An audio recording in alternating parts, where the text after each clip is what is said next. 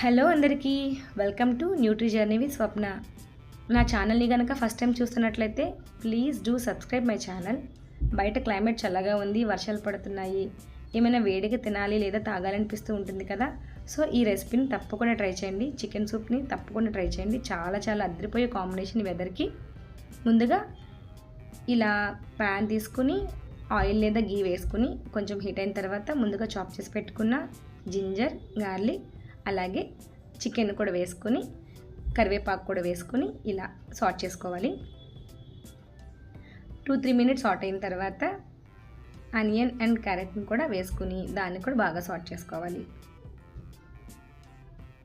ఈ సూప్ అనేది కోల్డ్ చేసినప్పుడు లేదా మీకు థ్రోట్ సరిగ్గా లేనప్పుడు, థ్రోట్ ఇన్ఫెక్షన్స్ ఉన్నప్పుడు, అలాగే వెయిట్ లాస్ ఎవరైతే అవుతున్నారో లేదా వెయిట్ లాస్ జర్నీలో ఎవరైతే ఉన్నారో లేదా ఎవరైతే అవ్వాలనుకుంటున్నారో చాలా చాలా బెస్ట్ రిజల్ట్స్ వస్తాయండి ఈ చికెన్ సూప్ రెసిపీతో. ఇది ఒక బెస్ట్ డిన్నర్ ఆప్షన్ అనమాట.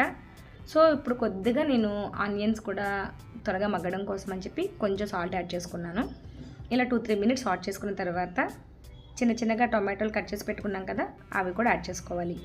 అవి కూడా యాడ్ చేసుకున్న తర్వాత ఇలా బాగా సాల్ట్ చేసుకోవాలి. ఇప్పుడు వాటర్ మనం ఎలా తీసుకోవాలంటే, మీరు కనుక 4 బౌల్స్కి కనుక ఈ సూప్ని ప్రిపేర్ చేస్తున్నారు అనుకుంటే, నేను ఇక్కడ 4 బౌల్స్కి ప్రిపేర్ చేస్తున్నాను.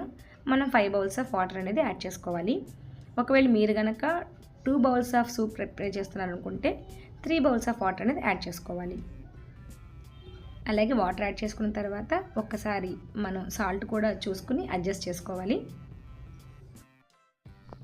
ఒక 5 మినిట్స్ వరకు కూడా ఇలా మంచిగా బాయిల్ అయితే చాలా బాగా వెజిటబుల్స్ కుక్ అయిపోతాయి. ఇప్పుడు మనం ఏం చేయాలంటే ఎగ్ ముందుగానే తీసుకుని ఇలా బీట్ చేసుకుని పక్కన పెట్టుకోవాలి. సో నేను 4 బౌల్స్ కోసం చేస్తున్నాను కాబట్టి నేను 2 ఎగ్స్ తీసుకున్నాను.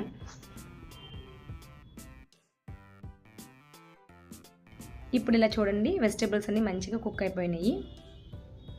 మీరు కనుక సూప్ చిక్కదనంగా కావాలి అనుకుంటే మాత్రం ఖచ్చితంగా కార్న్ పౌడర్ని తీసుకుని ఇలా లమ్స్ లేకుండా యాడ్ చేసుకుని పెట్టుకోండి. నేనైతే యాడ్ చేసుకోవట్లేదు.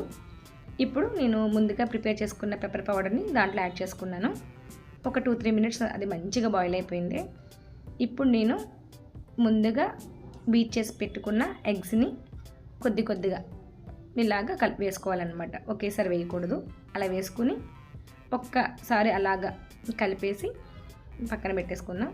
ఒక 5 మినిట్స్ని మంచిగా బాయిల్ అవనిద్దాం. ఇప్పుడు చూడండి, చక్కగా మంచిగా బాయిల్ అయిపోయింది, సూప్ రెడీ అయిపోయింది. ఇప్పుడు నేను కొద్దిగా జీరా పౌడర్ని యాడ్ చేశాను. డైజెషన్కి మంచిగా ఉంటుంది కదా, సో యాడ్ చేశాను. ఇంతేనండి, చాలా సింపుల్ అది. ఇప్పుడు మనం దీన్ని సర్వింగ్ హాట్ చక్కగా వేసుకొని హ్యాపీగా తాగేస్తే చాలా చాలా బాగుంటుంది, చాలా సూతింగ్గా ఉంటుంది. కొద్దిగా నిమ్మరసాన్ని కూడా మీరు యాడ్ చేసుకోండి. నేను ఇది బౌల్స్లో తీసిన తర్వాత యాడ్ చేశాను, ఇక్కడ నేను చూపించలేదు అది మీరు నిమ్మరసాన్ని కూడా వేసుకుని యాడ్ చేసుకోండి. సో ఇంతేనండి, చాలా చాలా హెల్తీ రెసిపీ ఇది. తప్పకుండా ట్రై చేయండి. Please keep watching my channel. Please do subscribe. Thank you so much for watching.